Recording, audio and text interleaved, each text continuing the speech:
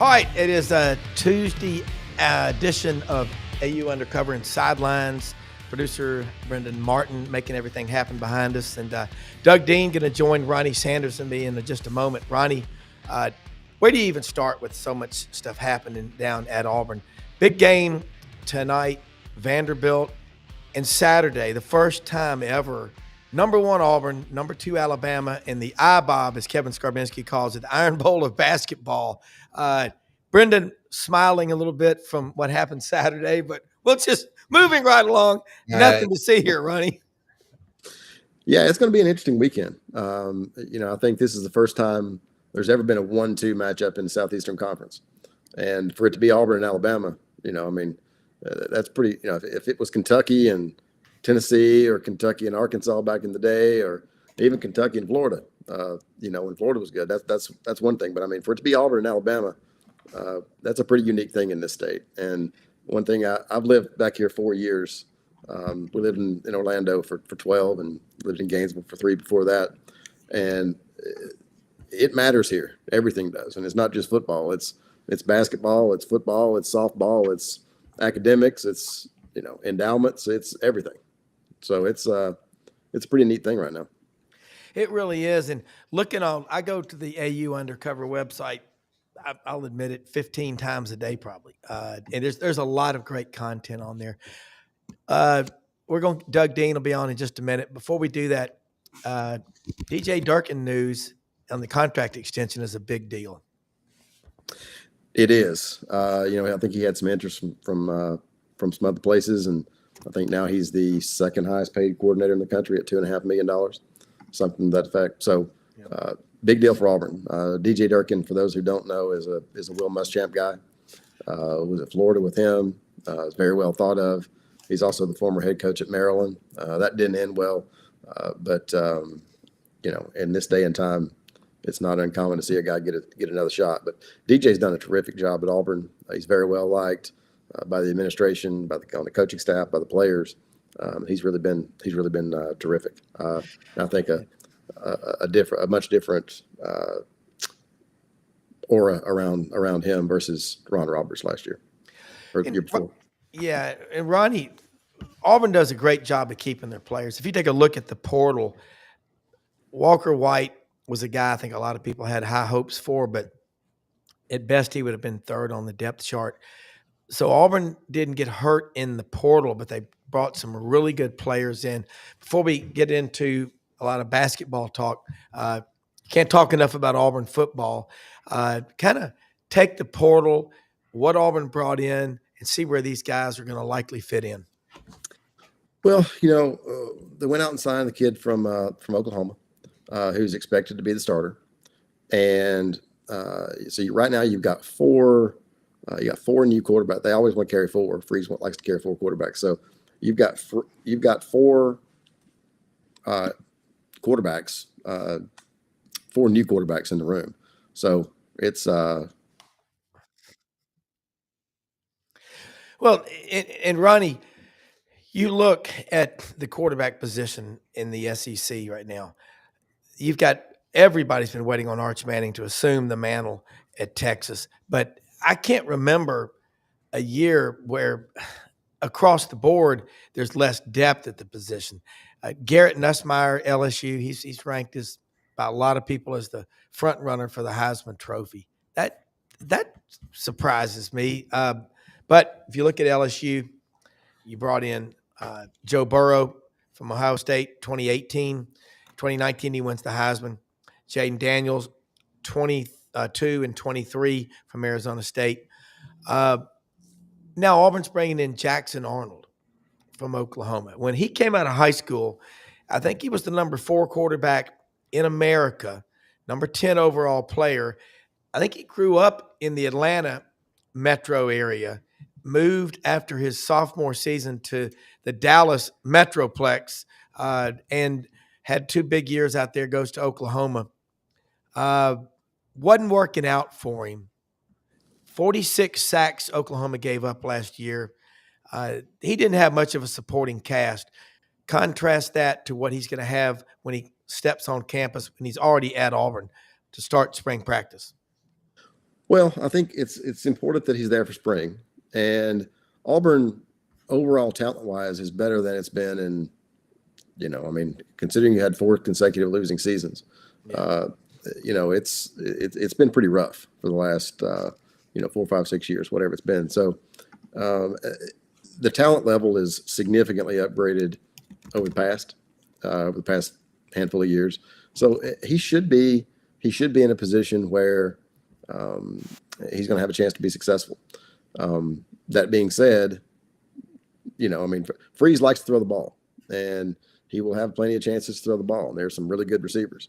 Now Auburn found a bunch of ways to lose games last season, so uh, we'll see how that works out. But he should have plenty of talent to go out, block for him, catch the ball. Running back, you got to figure out who that is. Jarquez Hunter's gone, but there's plenty of talent for him to spread the ball around. And you look at the receiving core. What's amazing to me is that Bryce Kane and Malcolm Robinson uh, and Malcolm Simmons and Perry Thompson and Cam Coleman all stayed. Mm-hmm. Plus an addition with Eric Singleton from Georgia Tech. That is a major addition to the receiver room. You got Jeremiah Cobb, Damari Austin, some other guys, Alvin Henderson coming in out of Elba at running back.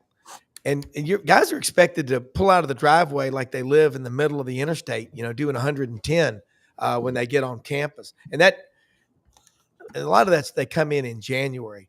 Talk about this freshman receiving core, how much development you saw in year one, and who you looked at and you said, man, maybe he's not that good. But I don't know if you got enough tape on anyone other than Cam Coleman to say that, and Malcolm Simmons. Yeah, I mean, I agree. I mean, obviously, coming out of high school, all those guys super talented, and I think all of them can play. You talk to people around the program, and they feel really good about the receivers. They feel really really good about the quarterback room. They think that they got a chance to have a pretty good year. Now, Freeze also has said, "Hey, look, don't judge us by what happens in the first 2 years. Judge us by what happens in year 3 or year 4." Well, now it's year 3. Yeah. So, we're about to find out. And in this day and age, yes, he was left a mess, but the rebuild in this era right now with the portal, the window is shorter, and uh, there's going to be some pressure. Now, do I think Auburn's going to have a good year? Yes. Do I think if it starts slow that there's going to be a lot of chatter? Absolutely, because that's what makes this job and a lot of other jobs great, because people want to win and the support is there. And, it's going to be an interesting year for sure. But there are a lot of people around Auburn who are super excited about this coming season. Well, they do want to win right away. And, Jason Caldwell said on our morning show, SEC Sideline Sports, that was the worst roster. And I agreed with him. He'd seen in his lifetime at Auburn. Yeah. But you go back in a similar situation when Pat Dye came in, he had some talent. I mean, there were some really good players. 37 guys left that first spring. I think about when you look at that freshman class in 1980 of Lionel James and Greg Carr and Quincy Williams and some guys like that 4 years later were SEC champions. And they were ranked 9th or 10th out of 10 at the time, SEC schools. Player development's big. Mhm. You know it from being a coach. It takes a couple of years. It's hard to get guys to stick around that. Contrast the Auburn offensive line of 3 years ago with what Auburn's product is on the field, or at least going into winter workouts, the mat drills, which the players love. They always talk about how much they love mat drills. Yeah. Just I love taking penicillin shots too. Yeah. I mean, I always loved winter workouts. It was great to get in there at 5 o'clock in the morning, especially when you got home from the supper club at 4:30. That's right. That's right. But I have the bus drop me off at the complex. yeah, I did that many a days. But the talent level doesn't compare. And I think that this coaching staff, unlike the last one. I mean, you don't have the head coach going around telling people that we're going to outcoach people in this league the way that Mr. Potato Head did. Yeah. So, it's Yeah. it's Never a seen anything completely like it. different it's a completely different atmosphere. And look, I don't know if Freeze is going to be successful at Auburn. I think he will be, but this is his shot, and they've got a lot of really really good players, and he's done a terrific job putting it together. He's got a good staff, and they've recruited really well, and they've spread around the NIL money. They've done a really good job. So now it's got to show up on the field. Yeah. Well, the thing about Auburn, the last couple of years, they've lost so many close games. And if you look specifically and say, what position was it? Probably quarterback. And I don't think that Peyton Thorne's the worst quarterback ever. I question some of the schemes Auburn's been running. I think there's, that's up for debate, but I don't think they could have done better. But it almost looked like last year Freeze and the coaches at Auburn were trying to appease that group of those four receivers and some other positions. So the running game wasn't developed early on. And but and that could be true. That's just a theory I have. But more than anything, it's the offensive line. It's so damn hard to develop those guys. But let's bring Doug Dean in from Birmingham on here with us, Rondy. Ronnie, we'll get into this mix, and I'm sure you've been in that Birmingham traffic today, Doug. Oh, it's glorious. We got rain coming down, and that means automatically everybody's got to go 5 miles an hour. Right? Yeah, so, well, there's nothing like the downhill slope there at Grandview Medical Center. I mean, it doesn't, Ronnie. It doesn't matter if it's 12 o'clock, middle of the day. It's always packed. But Ronnie, it's good to see you. I've been an admirer of your work for a long time, brother. Well, thank you. It's good to be with you. Hey, man, we are talking, Doug. I know it's a tough one, but can I get you to jump in here with us and talk some Auburn football? We're really talking about the offensive line and everything as they head into spring. And I know you had something you wanted to throw in here to Ronnie and everybody watching about DJ Durkin too, because that's a big story. Yeah, I don't know if y'all already covered it, but of course it was you could say, at least in Auburn circles, maybe in a weird way, Ohio State circles, a lead story. Let's not bury the lead, right? And I think it's not surprising to any of us that have watched Durkin's work, not just at Auburn, but I think he's one of the hot 2 or 3 defensive coordinators, not just in the SEC, but the country. So, yeah. Whatever Auburn is and On to Victory is spending on NIL, which you've got to be competitive. I'm glad there was a cash outlay that John Cohen approved without having to think about it, I'm sure, to keep this defensive brain trust going. Of course, they lost Charles Kelly, which hurts, especially recruiting, but not just recruiting. He's a coach. He's a coach that I had some disciples, selling me many years ago on bringing Charles Kelly back in as DC, and maybe even a long shot head coach candidate back when. I don't think when we hired Harsin, but yeah, Durkin will be Ronnie, the second highest paid defensive coordinator in the country now. Yeah, I believe so. And the philosophy around Auburn, I think rightly so, after all the buyouts that have happened over the last several years. Pay guys whatever you want to. Just don't make them unfireable. And I think that's been vis-a-vis buyouts. You mean? Yeah. Yeah. So from a head coach standpoint in particular, but pay those guys what you want to pay. I mean, look, that's the going rate nowadays. So he's the second highest paid coordinator in the country. Got Penn State got 3.1. Yeah. So it's and I'm not sure what Clemson was paying, but it wasn't far off as well. So that's the going rate these days. I mean, even the GMs are making. I mean, the GM at USC is making $1 million. I think the GM at Alabama is making $850, and so everybody's salaries just keep going up. So that's the price of doing business these days. Yeah, and I'm an Auburn guy. There's always a danger of reaching to make a point, so I'll plead guilty before I even say it. But I think it's in an interesting way. It's a feather in Auburn, the Auburn brand, and Hugh Freeze's coaching ability to keep talented assistants and coordinators interested in staying on board. You can't blame Charles Kelly for getting a head coaching opportunity. No. albeit at Jack State. But he can parlay that into something bigger if he's able to win.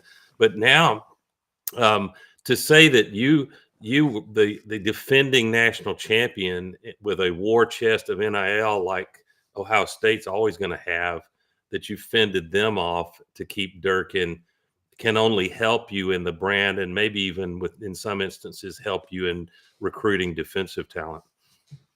I don't think there's any question. And look, I think when you look back at Auburn's history in particular, I've got a story coming out, I think it's tomorrow, and it talks about Auburn's unrecognized. A lot of people want to say unclaimed. I was talking to Randy Campbell not too long ago, and he says, look, those championships have already been won. He said, we're not claiming them. He said, we're just recognizing them. And I think that's a pretty good point.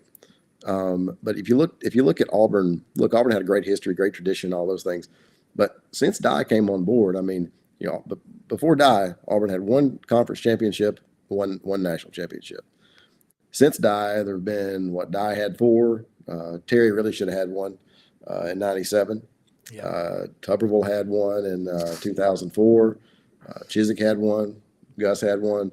So you've got everybody who's been at Auburn outside of Harsin has won and won big. Jay Jacobs was on the podcast not too long ago, and he talked about the '89 game and how it really elevated Auburn's profile. It changed so many things, and I think he's 100% accurate. And I think a lot of the younger people on our site have it's tough for them to wrap their head around what it was like pre-1989, going into Legion Field and playing a quote unquote neutral site game, and it was anything but neutral. That '89 game, I'm probably getting my chronology out of order here. So Rob that has a steel trap for a brain, he can fact check me. But I think the specter of that '89 game and Curry unable to win 3 in a row and getting fired, the fear of all. I hate it. Sounds silly to say Alabama would ever fear Auburn, but I think at that point with Coach Dye riding high, it did. And so it was not long after that, dare I say, because I love a good conspiracy theory, guys, that the brain trust in Birmingham said, we can't, this cannot stand. And it was not too long after that we started hearing in the news Eric and Twilita Ramsey. So, when you're starting to play well in Auburn and it looks like you're sustaining winning and championships and you have a chance to really take over, you have to watch all horizons, because you're not just having to take care of your own winning. Sometimes you're having to defend. I think it's just a different world now. As Lane Kiffin said a couple of summers ago, Rob, the NCAA has legalized cheating. So here we are. Yeah. Well, and I think a lot of people too, you look around at some people would say that, I'll quote Steve Spurrier. Their scholarships were worth more than ours were. And, I'm not accusing anybody of anything, but at the same point in time, now that everybody's on a level playing field, it's going to be really interesting to see, how that plays out. I think is the great Dukes part of your site, Ronnie? He worked with us for a couple of years. He is doing his own thing now. He's doing his own thing now, but that could change. I just want to give him credit, not be guilty of excessive plagiarism more than Jeff Berger plagiarized, right? If you know that war story. Remember it well. And it's a great one. I'll tell that at another date. But I was mesmerized to hear what Eric Singleton is doing in voluntary workouts. That, you think we're not going to sign anybody at wide receiver or return that it has more elite top end straight line speed than Malcolm Simmons, but we did. Eric Singleton is running I think it's a sprint exercise. He called it catapult or something. You probably know that, Ronnie. But Singleton ran that 23 miles per hour. Now, as an avid bear hunter, I came to understand that if you have a bear of any grizzly or black bear charging you, it's probably about 30 miles an hour. Correct. And you better be getting a drop in a hurry, because you might get one shot. So for perspective, Singleton is he's not winning a race with a bear, and I know they look like big lumbering animals. They've got speed, brother.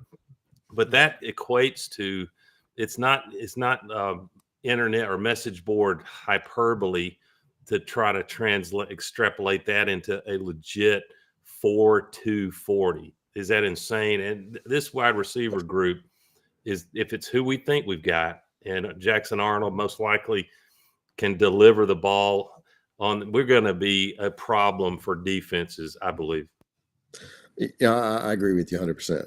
And, we were talking before you came on. Look, there's going to be pressure, just like there is at any. Now you've got, it used to be the Big Six, and still is. There have been six teams six schools that have won every championship in the conference since the '60s. Auburn, Alabama, LSU, Florida, Georgia, Tennessee. So, when Texas or Oklahoma breaks through, that'll be the Big Eight, obviously, but it's a tough deal. It's a tough conference, and it's going to be a lot of fun to watch. And I think, although I'm excited about our running back room, I don't want to be so orange and blue tinted glasses that I act as if we're not going to miss in a particular game Jarquez Hunter. To me, the way he could break tackles, nothing is there, and he could turn it into a 6 or 7, sometimes an explosive 20-yard run or more. And we may see that from Austin. I think he's got the tools, but it's going to be by committee. And I think it's very timely, in my opinion, that on paper, and we hope that it translates to the field, that the improvements in the quarterback room and at wide receiver, especially Cam Coleman having a year under him, and Simmons, all those guys, that the passing game improving probably comes at an urgent time, since we might not have the durable break tackles, yards after contact back that we had in Jarquez. Yeah, I think you're right. And I think at the end of the day, I was talking to a prominent SEC coach a couple of days ago, and he says, look, at the end of the day, Freeze wants to throw the ball. Yeah. He wants to throw the ball. And, he said, if I had Jarquez Hunter, he said he'd gotten the ball a lot more last year than he did. He said, but, he said his quote was, he can't help himself. He just wants to throw the ball. And so we're about to find out. He's got a quarterback and he's got some receivers. So, and Ronnie, I get the impression I've got a few more years on you, but not 20 years on you, perhaps. But I think, tell me if you agree, and you too, Rob, that there's still in the DNA of Auburn fans that aren't under, say, 35, that this queasiness about throwing it 35 or 40 times a game. It's the old Gene Stallings or Coach Dye. 3 things can happen and 2 of them are bad. It's a negative, high anxiety point of view about throwing the ball, but we might have to, as a fan base, break out of that. And the best way to break out of it is for right out of the gate, when Auburn travels to Baylor, which, you got to hope it's a win, but it's a road win, and that's not a directional school. They've got players. So, but if we can come out of that game and really look competent in the passing attack, we pass to set up the run, that could be exciting. Rob? Well, you think about what people hate in you is usually missing in them, and they want that. A lot of things, 2 out of 3 things when you throw it are not going to be good. But looking at last year, and I was getting into this, I think right when you joined us, I almost felt like Hugh Freeze and the Auburn coaches were trying to placate, Perry Thompson, Malcolm Simmons, Bryce Kane, Cam Coleman, those receivers, and they didn't develop the running game. They didn't push the running game. And when Jarquez had that big breakout game against Kentucky, people went crazy. But all week long, they kept talking about the Kentucky game. And my rule of thumb is if by Wednesday or Thursday, you're still talking about the previous Saturday's game, guys, you're in trouble on Saturday. The team can beat you twice, right? Yeah. And that's why I'm worried about the Vanderbilt game tonight.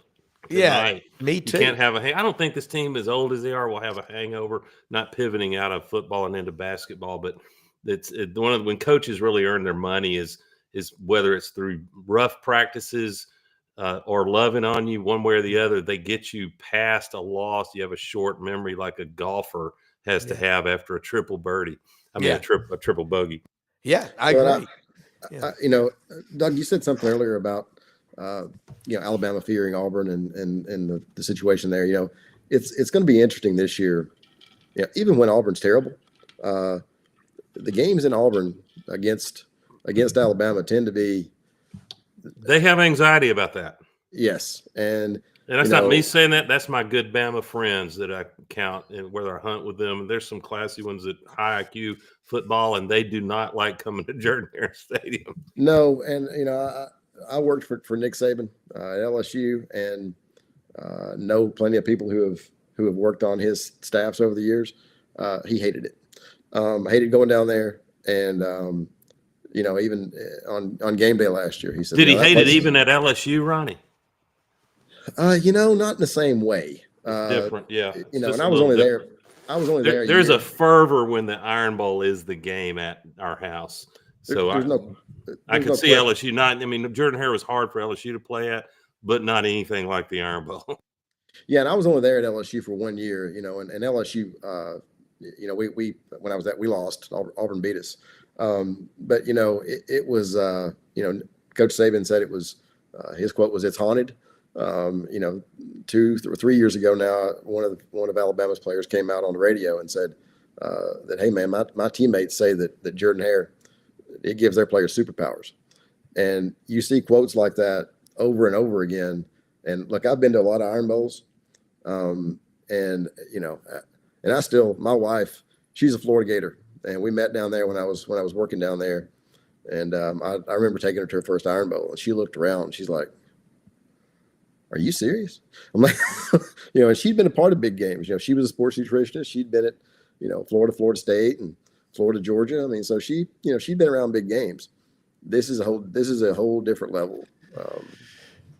It is. And one of the things about it is at Auburn, the old Tommy Agee saying, if you're going to play Auburn, you're going to have to get down in the dirt and play a full 60. And the crowd, it's almost a religious buy-in.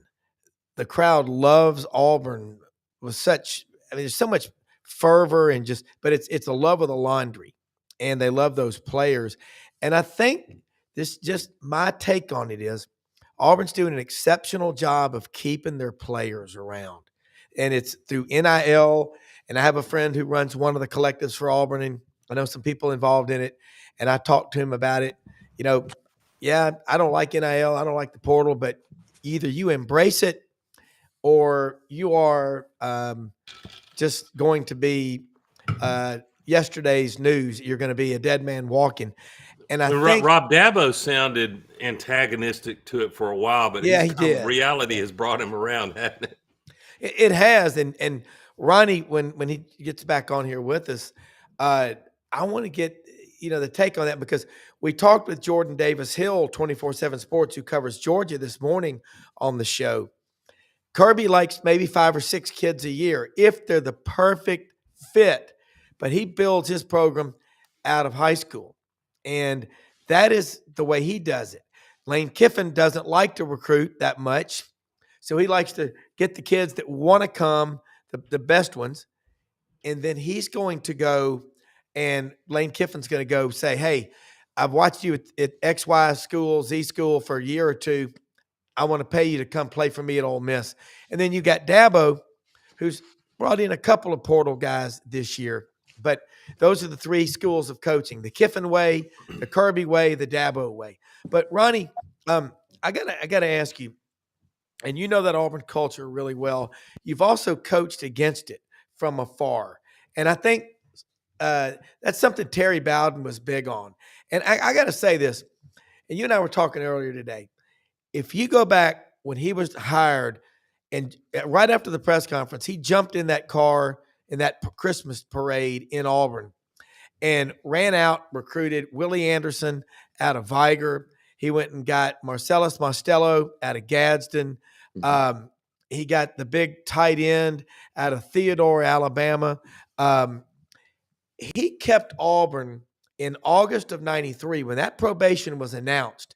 he gathered that team down on the field. My friend, the late Mark Green, the original Auburn blogger, called me on the phone. He said, Brown, you should have seen this, man. We got something special. And that freshman quarterback out of Blunt, Damian Craig, is going to be big one day. But he said, I think I've heard of him. Yeah. And Terry Bowden gathered them around and said, hey, look, there's two ways we can handle this. We can have a cry fest, or we can dig our heels in and shut out the outside world and win every game, because I've got talent out here and y'all know how to work. And he needs to get credit for that, because there's a lot of criticism of Terry Bowden. But I have said this always. He kept Auburn relevant when Auburn could have been irrelevant and down into the abyss of football hell. And for that alone, he deserves a special place in Auburn history that I will never forget. And I think he's kind of on the comeback tour, I hope. But he needs to be recognized for that. Rob, Well, Rob, this is an Auburn-centric show. Is that fair to say? This hour, whatever the time frame is, so I can get away with the seeming partisanship. And I'm happy to be wrong. When you're an Auburn fan, you develop a thick skin because you get treated to.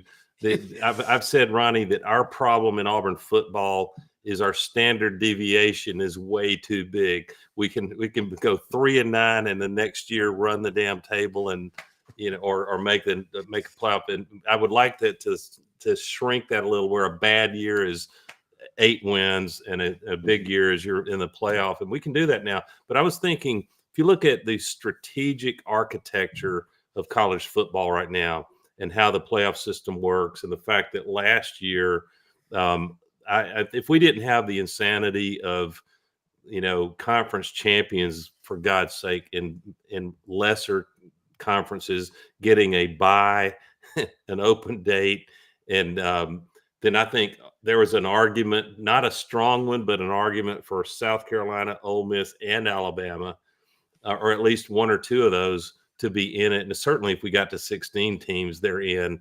So now what has been missing in the architecture? Sometimes we have self-inflicted wounds, right, Ronnie, where we hire the wrong coach, or we have infighting, or we have too many cooks in the kitchen that happen to be billionaires that want to say in it who can, and I'm going to give them a say if they're the committee that runs Auburn football. But what was also missing, arguably, was for a program like Auburn that has all the ingredients to attract talent, but we didn't have necessarily the ability, what I would call a true level playing field.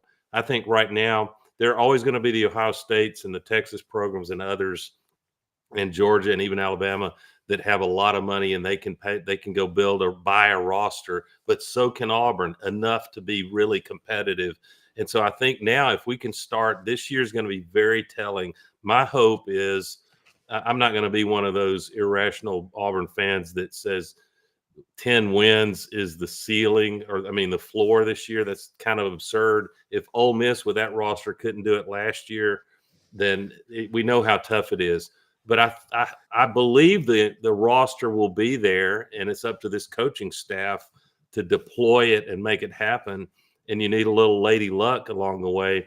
But I hope that Auburn can either be like the South Carolina or Ole Miss to it. We don't have the roster Ole Miss did last year necessarily, but it's not way off from that if Jackson Arnold delivers. So I'm hoping that Auburn can make that next step. And then when we get into mid-November, you're talking about, if I'm right, you're talking about the Iron Bowl really meaning something about potential. If you win it, you make the playoff. Yeah, there's no question. And you talked about a couple of different things. I'll hit Terry Bowden first. I agree with you. I was texting with Terry today. We've actually have him on the podcast next week. I think he deserves a lot of credit. That'll be fun. It should be, and he's doing much better now. He had some health issues, had COVID. He's doing much better now, and so I'm glad to hear it, and I'm glad that he's coming on. I think that some younger generations really that it's almost like that chapter of Auburn history. There are certain people around that want to erase that, and I'm not sure why.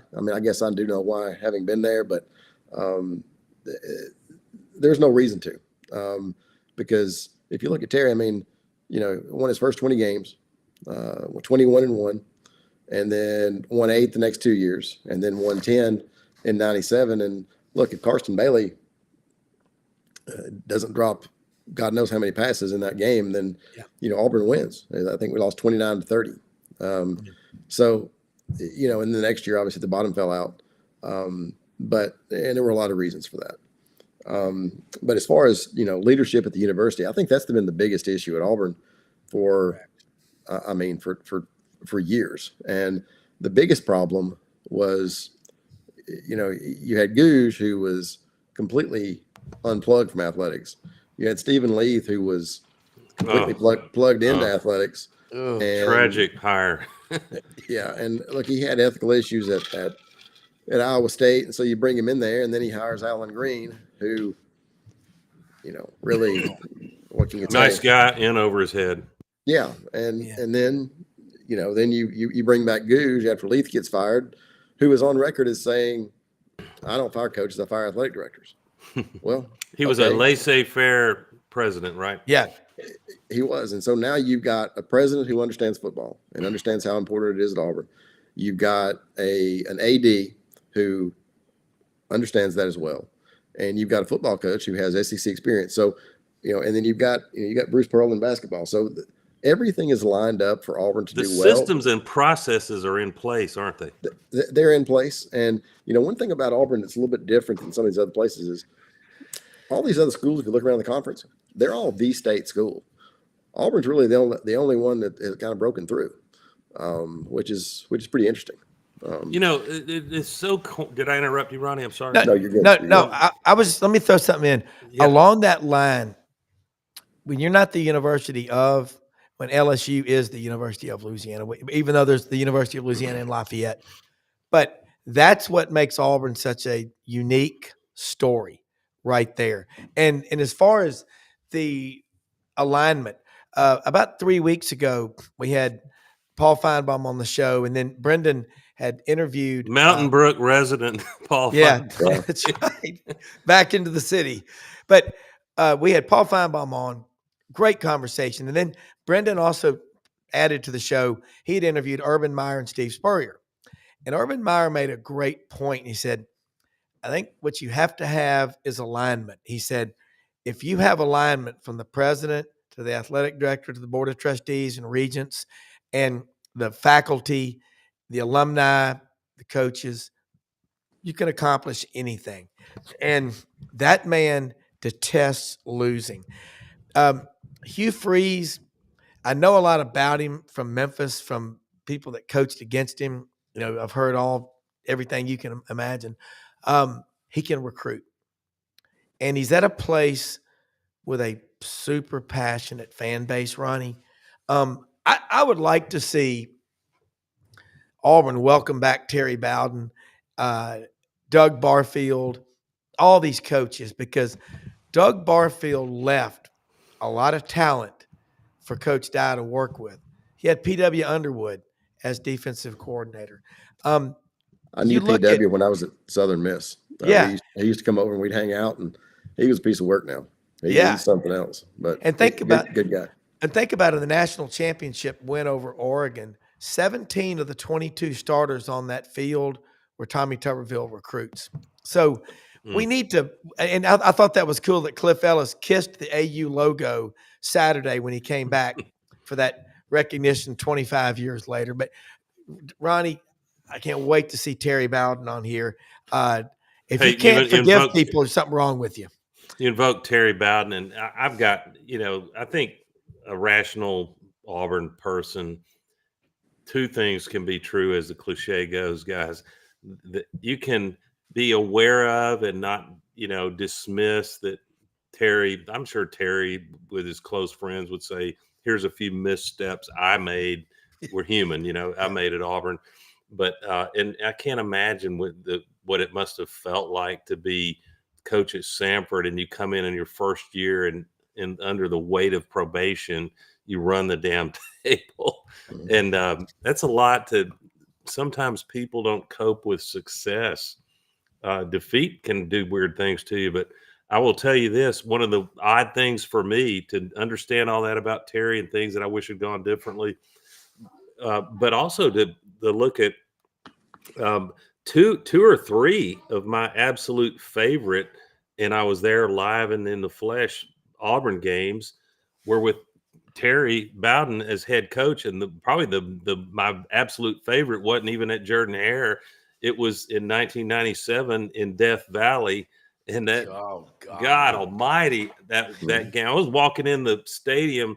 I think I've told you, Rob, and there was this throng of people. You know how the line backs up to get in, and I've got Auburn garb on, and this beautiful brunette LSU co-ed comes running up to me. And I thought, is this someone I know from ages ago? And I thought she was going to say, "Hey, welcome to Death Valley," and she said, "Auburn sucks." Yeah. Like, right, this is a woman, a female student. I said, "Welcome to Death Valley, brother." Yeah. And that game, Bill Oliver told me, if we didn't have Takeo Spikes on defense, LSU Cecil Collins would have run for 500 yards. So that was Yeah. just one. And Damian Craig was a hero. God, Takeo. So I'm grateful to Terry Bowden, not to mention that one in the swamp in '94. Good grief. Yeah. Well, and you look around. I mean, there were so many great games. I mean, the '93 Iron Bowl. I was there. We got to the gas station there. I forget. Right Hey, off Ronnie, 280 there. you see that right there? Oh, I've got the hell same one in my yes. office in there. My dad painted that. Tommy Is that right? Bowden I deserves. can get you a copy if you want one, Doug. Oh, that's the Florida. I was thinking The of the catch. '93 Alabama, but Yeah. Tommy Bowden, an underrated call that Tommy Bowden suggested from the press box. Fourth down, was it 4th and 10 at the 35? You don't want to punt there, but to take that chance in that '93 unbelievable call right there. Yeah, Yeah. and you look at that coaching staff. There are a lot of good coaches. I mean, Pete Jenkins, Rick Trickett, God, yeah. Jimbo Fisher, Joe Witt, Tommy Bowden. I mean, there were a lot of really, really good coaches on that staff. Allison, I'm sorry, running back coach Ronnie Allison. Rodney Allison.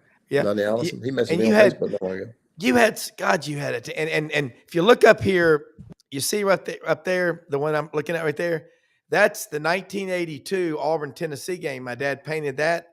That's Bo early in the season as a freshman going over the top against Tennessee successfully for a 2-point conversion.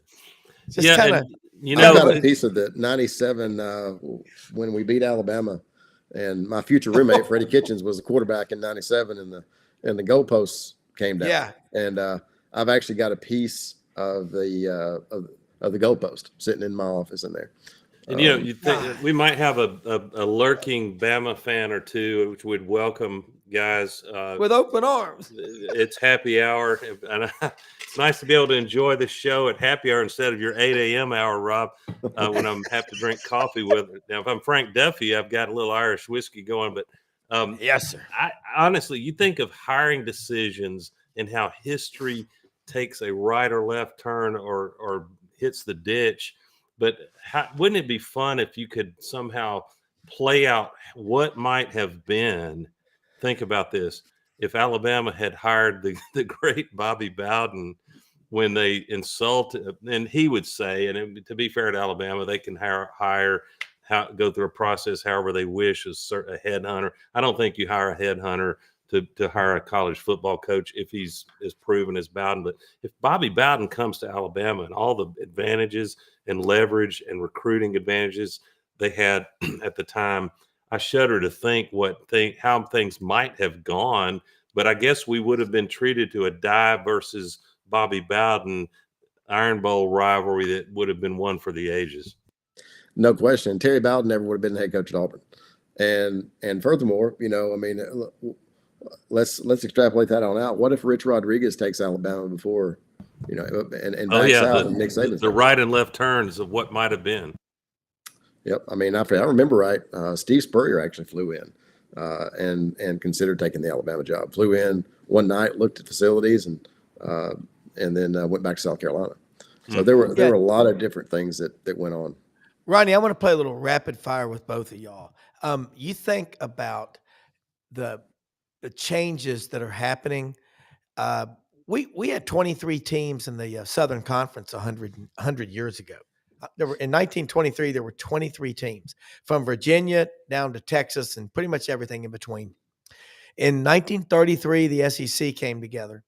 Sewanee, Georgia Tech, and Tulane are no longer members, although all three are welcome to come back anytime they want to and become members of the SEC. Couldn't you see Sewanee doing that? I think that would be kind of cool. But one thing, Tony Barnhart, we have him on the show a lot. He's right. At the end of the day, with all the distractions, the Portland NIL, Ronnie, don't we just love the games, and we want these players, in this case at Auburn, and I'm so blessed to be with Brendan every day talking to all these SEC schools, coaches, players, writers, but we just love the games, and we want them to love it like we do. I think we're going through a rough patch now, but Ronnie, I think we're going to get back to that because there's only so many times you can shake the old Bucky's cup to your donors to get money. Boy, wouldn't they be a great sponsor? Anyway, I digress, Ronnie. Yeah, there's no question. And, you look around, I thought last year was going to be the first time, and, Florida ended up having to pulling it out. But, I mean, if I went all season long saying that, this is going to be can you imagine Florida and Auburn having 4 consecutive losing seasons at the same time?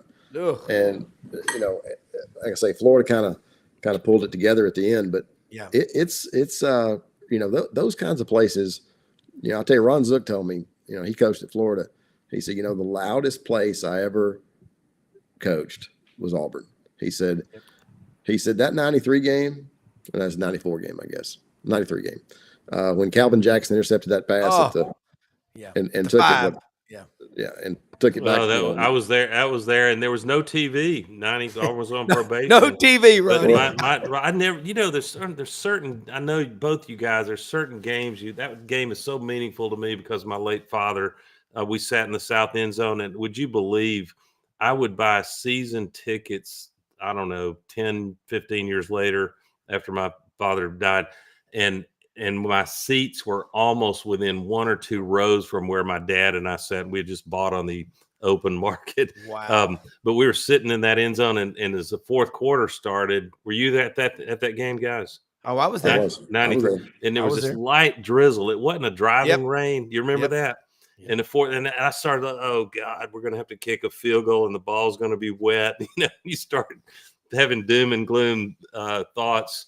And that team, goodness gracious, Ace Atkins and guys that you've never heard of coming off the edge and making sacks. And you beat a Steve Spurrier team, and you're coming off of you're in a year where no one's ever heard of Terry Bowden except for his last name.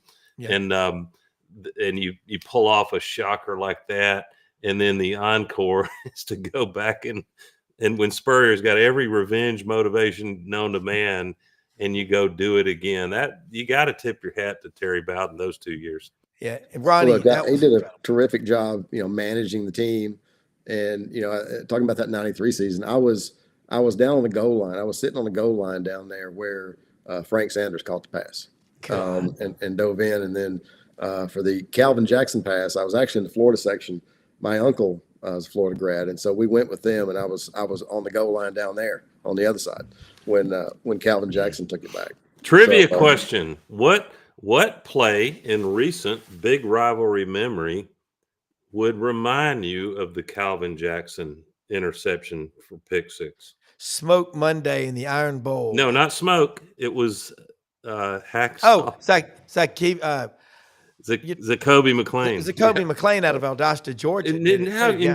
How many Auburn has no chance in that 2019 Iron Bowl, but for 2, not 1, but 2 pick 6s. Insane. Yeah. It was insane. Hey, I'll tell you, a guy, Calvin Jackson, Ronnie, at that game and Doug in '93, Chop Dog was his nickname out of Dillard High School. Auburn signed 22 players out of there. Mm-hmm. Coach Dye, by the way, told a story on Bill Cameron's show, The Afternoon Drive in Auburn. My son was a freshman at Auburn, and I got everybody, Coach Dye and everybody on the show, I sent them a copy, a print of my dad's thing of the catch. And Coach Dye got his picture. It was autographed. And I was on the show with him. He goes, Rob, that's a fine painting you did. I goes, no, sir, coach, that was my dad. He goes, you tell your daddy he's a hell of an artist. But he told a story about Frankie Sanders, his recruiting. He said, Dillard, right? they got Otis Mounds, took a lot of heat for that. Went back down there the next year, and Coach Dye would walk through the halls at that school and be mobbed by those kids. They just loved him. And he said, he goes, I walked in a room and I met Frankie Sanders' mama, and she was wearing a wig. She was going through cancer treatment. She had terminal brain cancer. And she pulled me aside and said, Coach, and he told this on the show, but he said, I want you to promise me you'll make him into a great man. And he said, I made a promise, and he's every bit of that. But just cool stories about that. That play when Calvin Jackson went 95 yards, that may have been the biggest play in the last 30 plus years of Auburn football, because it put Auburn on the map, guys. And that game was about to get away from Auburn. Yeah, and people had already picked out Auburn's burial suit, ordered the flowers, and the shovels were ready to throw the dirt on Auburn's grave. That's why I can't wait to hear Terry Bowden on this podcast. What you're going to do with him, Doug and I think what you would second that, Doug, because Ronnie, the content that y'all are putting out at AU Undercover. I mean, Jason Caldwell, Christian Clemente, Nathan King, Philip Marshall. Philip Marshall he's a great writer, but he's one of the funniest people when he tells the story. He's terrific. And we do a series. We need to start it. We're going to start it back soon. It's Thursdays with Philip. And basically it's just Philip on, he gives his views on what's going on currently. And he likes to get on, and I like him to get on and tell stories. He's something else on that. Let him go, man. Wind him up and get out of the way. And he's now. I think he's mentoring their interns. We lost Ronnie there for a second. I think and Doug, come back. Doug, yeah. Ronnie, you were telling a story, but he's more working with your interns. He's mentoring our interns, and so I feel like that so they've got kind of a two-part internship, but the writing part is with Philip, and I tell him, I'm like, look, he's like an encyclopedia. Yes. Oh God, is he ever? And we've got a style guide, and he wrote it. So we use AP style, and there are certain things we like to do and certain things we don't like to do. And he, but he's a stickler for, doing things the right way. And his dad taught him that. And it's really, he's got a neat story. And, Philip came from a newspaper when we started this thing 16 years ago. And, it's been a heck of a ride. It really has. I mean, he neither one of us knew what we were doing. I was fortunate to find investors, and Philip was the first person that I hired. And but neither one of us, we had a lot of contentious phone calls over the next couple of years after we started this thing. But we broke a lot of stories, and we were fortunate. There was a lot of news. We got lucky. When we started the websites.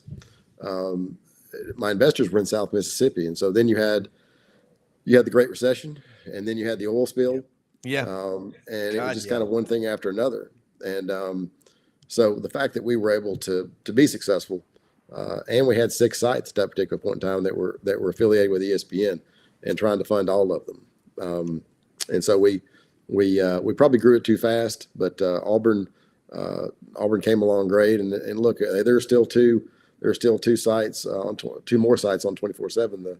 The Oregon site is the market leader, and we started it, and then I still license it to CBS, and then the Florida State site, 24/7 bought it. So there's 3 sites on that on 24/7 that my group actually started. So we got 2 minutes. 2 minutes left. Yeah.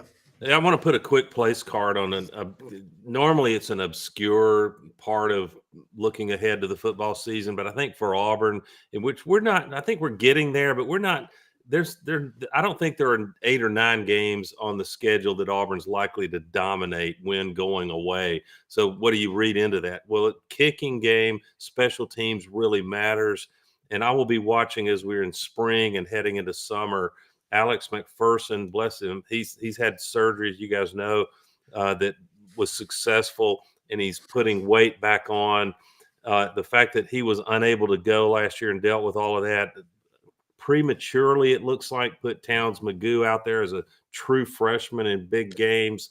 And then we were playing the kind of games, thanks to the misery on offense, that and Peyton Thorne's and other struggles, that we were unable to do it. But so you got this Connor Gibbs from Southern Miss that I think you could see him early season.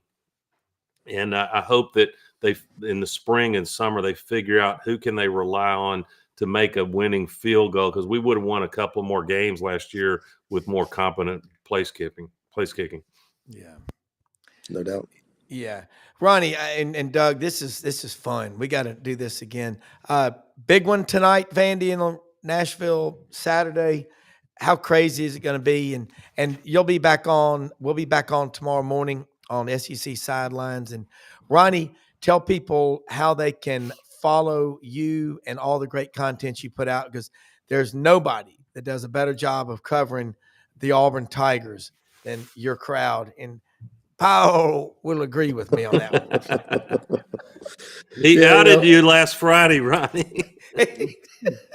Yeah, well, I think I was outed a couple of years ago. He was it? Did I get outed again last Friday? Oh, yeah. Oh yes, he did. I didn't this very realize show. that. Well, check out Auburn Undercover. We have a subscription special running right now. So a lot of good things. Already a member, proud member. Me too. Good deal. Guys, I greatly enjoyed it. Thanks for having me. And if you need a filler like me in future shows, you know how to find me, Rob. Hey, that was fun, man. I love the new studio down there. It looks next great. time I'll have my man cave. I'll put the big black bear rug in the background. Point of trivia, bear can run up to 35 miles an hour. Hey, see y'all in the morning. We'll be on the Buddy Martin show tonight on this channel at 9 p.m. Eastern. So thanks for watching, everybody. Let's go Auburn and Vanderbilt tonight. Absolutely.